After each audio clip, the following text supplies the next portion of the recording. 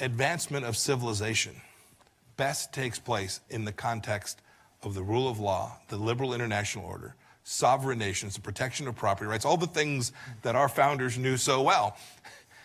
This is not the model that Xi Jinping wants for you and wants for you and your children. It is a very different model.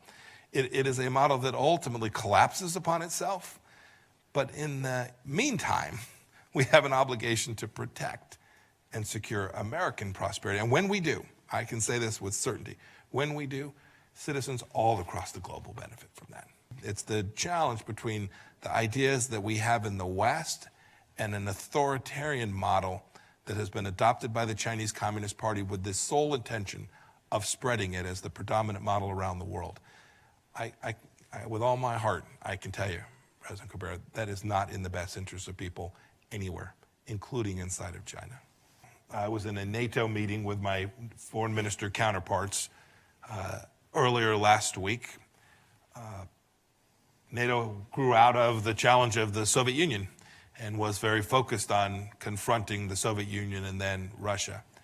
Today, NATO is challenged by cyber threats, space threats, disinformation threats from the Chinese Communist Party. And so we, the United States, had worked for a long time to convince NATO that it needed to focus on this. And we spent an hour and a half of our roughly 4 hours of NATO talking about the threat from the Chinese Communist Party. And I say that as an exemplar of the fact that I think this challenge is now widely recognized. Take down the CCP, take down the CCP, take down the CCP, take down the CCP, CCP, CCP, take down the CCP, take down the CCP, take down the CCP.